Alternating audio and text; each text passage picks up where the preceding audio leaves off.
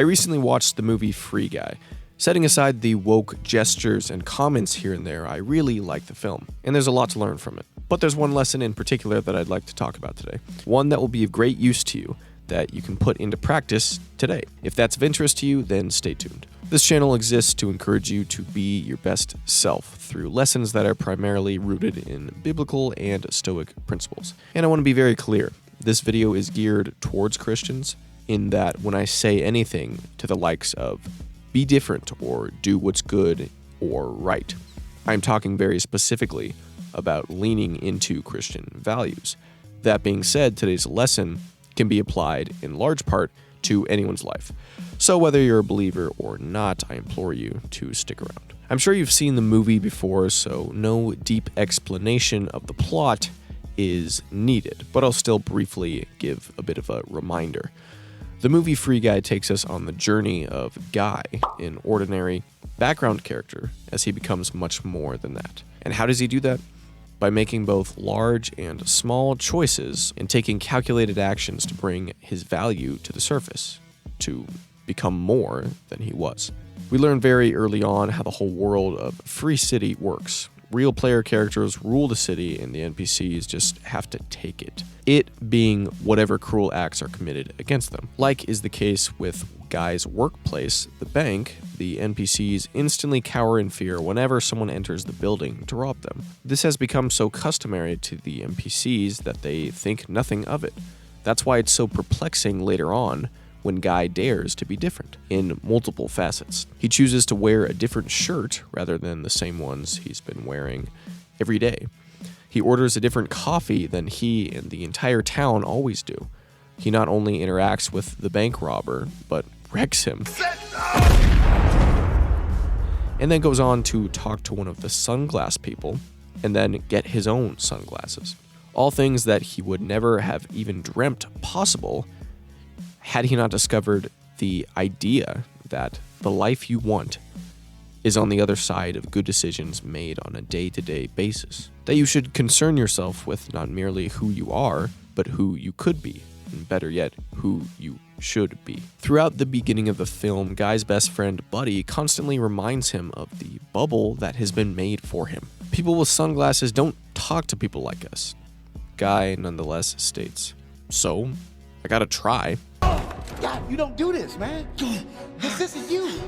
You don't do this. Maybe I do. The key is to not hold on to limiting beliefs that hold you back from all that you could be. So next time you or someone else tries to discourage you from stepping outside the box, from doing something exceptional because, quote unquote, you don't do that, dare to think, to say, maybe I do. That's not to say you'll succeed every time with everything. I in no way want to sell anyone false hope in saying something like, anything is achievable merely through trying. That's certainly not the case. But what is true is that you can be positively sure that you won't achieve what you want if you never try. Simple enough. You most likely won't be the next biggest basketball player. But all the biggest basketball players were probably told that at one point. But what did they do? They went on to strive to become the best, and they did. Point being, this is all meant to be a reasonable encouragement. I would never say to not follow your dreams, nor should anyone, but I would also advise you to put a lot of thought into any large goal you may have and how to go about attaining it. That said, many of the more so general goals you have, like being more confident or healthier, anything along those lines. They are all attainable in some facet simply by making, again, small and big wise choices day in and day out. At one point in the film, when Guy begins to follow Millie, a sunglass person, Buddy exclaims as Guy walks out of sight, "Guy, what about beers in the beach?" That was Buddy and Guy's original plan for after work. This touches on the fact that to achieve anything, you inherently have to give something or some things up. A sacrifice is necessary. It all depends on what you truly want, what you truly should seek after. If, for example, you wanted to learn a complex song on the guitar or any instrument, you'd have to sacrifice time that you might otherwise spend hanging out with friends. If you want to become more exceptional or successful at anything, it requires time, effort, research, practice, and the like. To become closer with a friend or family member, it also requires time. I hope the point is clear. Your goals are likely attainable, but they come with a cost.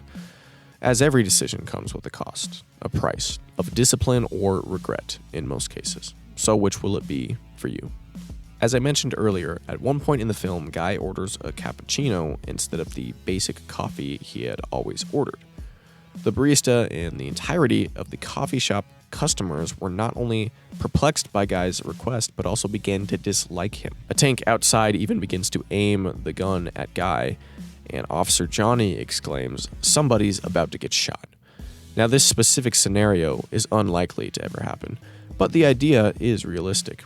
You will oftentimes be even disliked for being different or for becoming different for the better. This continues to be seen with Guy as he goes on to level up by being the good guy.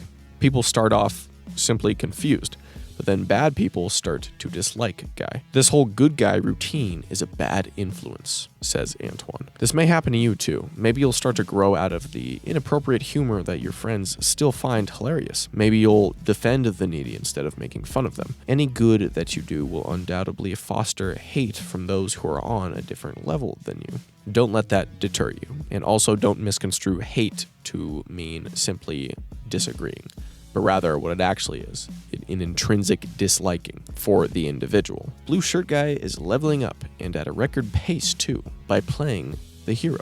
Antoine, the owner of the company that created Free City, has a conversation with one of the main protagonists in the film, named Keys.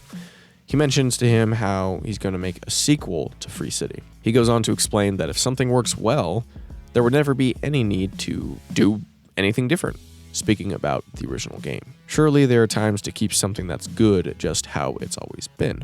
But again, don't limit yourself. The reason to try something new is because of the potential to create something better. For example, something better is Guy leveling up by being good, as opposed to the way that everyone else plays the game by just being criminals, essentially. And this very clearly shows that to most effectively fulfill your potential, you don't inherently have to become someone completely contrary to your tendencies or personality. Guy didn't have to become a bully in order to level up in the game. He simply practiced some things he either already had in him or learned new skills to meet his goal of leveling up. And he did so. And again, at a record pace. I'm sorry that I haven't been around, but I've been figuring some stuff out. Well, there's nothing to figure out. You go to bed, you wake up, you get coffee, then you go to work. Then you do the same thing tomorrow. I talked to one of the sunglass people, and now I'm one of the sunglass people. What if I tell you that you could be more? Your life could be fuller, that you're free to make your own decisions. You know we don't wear sunglasses. Well, we do now. Life doesn't have to be something that just happens to us. I hope this whole dialogue explains itself. It's true of us as well. Life doesn't have to be something that just happens to us. Dare to become more. Strive to be all you could be, all that you should be. Stuck you in that bank and expected you to just follow the rules and do the same thing every day. But you are so much more than that. You are so much more than that. Well, I don't want to be more than that. Perhaps the world needs you to be more than that. There's a scene where Guy encourages the town, essentially telling them all he's come to learn, that things can be different. We don't have to exist solely in the small box that people have tried to shove us in. There's a civilian who has his hands up perpetually. He tried to put them down, but struggled to, as he's become so accustomed to having them up. This is all too relatable. Perhaps you've become accustomed to letting people walk all over you. Maybe you've been trapped in a cycle of poor sleep due to doom scrolling for hours in bed. Maybe you can't seem to stop eating poorly because it's become a habit to do otherwise. Well, it doesn't have to be that way. It will be difficult to break those bad habits or customs, but if it will result in a better you, and therefore a better world, then it's a necessity. We can't all be you, Guy. It's true that no one else can be Guy as an individual, but all the NPCs can take action steps just like he did to better themselves. Guy had a goal, to befriend Millie, and it required so much of him. He first had to stop a bank robber, then learn the ropes of operating the sunglasses, level up by doing good, which is possible, which entailed fighting, driving, and so much more. It is the case that any major goal you have very well could require smaller missions, I guess, to be completed first, like with Guy. But again, depending on the goal, it may be very attainable, even today. Oh, you want to be confident? Then go talk with someone and act confident. Many people think that they lack the capacity and any ability to do certain actions effectively or to act in any particular way, but that is simply not the case. Take me, for example. I'm an introvert who acts extroverted when it is of use. I'm also agreeable, but I act or become disagreeable when it is of productive good. And you can do the same. And you should. In the climax of the film, the game developers drop in Dude to hopefully take out Guy. Buddy arrives on the scene just as Dude is getting started, and Buddy is amazed by him, stating, "He's just like you, but way better." Alright, that's just rude, for starters. But more importantly, it's not entirely true. It's your character that really matters. Fitness is important, as health in general is, and so are physical abilities, but character surpasses them. For even if you have effective abilities, it's only by your character that you'll choose to use them for good. People all too often strive to discover who they are. Now, if we're talking about personality, proclivities, and tendencies, then it could be of use to figure that out. So much as you then use what you're naturally inclined to for good, and you learn your weaknesses so as to work on them. In order to be a decent person, you need sometimes to behave more in an agreeable manner, and sometimes in a disagreeable one. So if you're agreeable, then use it for its good use, but learn also to be disagreeable when it's needed, like I mentioned earlier, and vice versa. People tend to think, well, as long as I'm not a pushover, I'm a good person. Yeah, heck no. Being purely disagreeable with no character development simply makes you a bully. Again, learn what your strengths and weaknesses are so as to orient yourself most effectively towards doing what's right, doing good, in using what you're good at and working on what you're not. So in that regard, finding yourself could be of use, perhaps. But more important is who you want to be, which should be oriented towards who you think you should be. As I've made clear, I am a Christian. I believe in moral shoulds and should nots. Therefore, start with what is obviously good and do it. Then what is obviously wrong and refrain from it. And then seek God on what specifically He may have for you. So even if you don't have your dream career or situation right now, you can still be your best self, again, by making good decisions and choices every day. Do not conform to the pattern of this world, but be transformed by the renewing of your mind. Then you will be able to test and approve what God's will is, His good, pleasing, and perfect will. It's clearly a biblical idea to not just fall in line with what the world expects. That said, the word never condones rebellion for its own sake either. Rather, love must be sincere. Hate what is evil, cling to what is good. So I say, walk by the Spirit, and you will not gratify the desires of the flesh. This, as well as any time there is a command in the Bible, makes it clear to me that we have a choice in the matter. So therefore, it's not, if you want to feel spiritual, all it takes is your desire. Then you'll never have any kind of temptation for any sin ever again. That's not the case. It's a command. Walk by the Spirit. You say you are doing so, well then prove it. How? By your choices. Another example is like, okay, you're on a diet, huh? Well, how do you prove it? By continually making the decision to eat well, regardless of how you feel. Dress like the person you want to be. Sometimes you have to act out the person you want to be before you become it.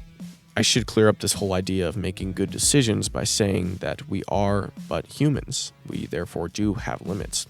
I'm not saying that by acting or attempting to lift an obscene amount of weight, you'll be able to. But I am saying that by acting confident, you can become confident. And it works with the weightlifting example too. I mean, how do you work your way towards lifting a lot of weight?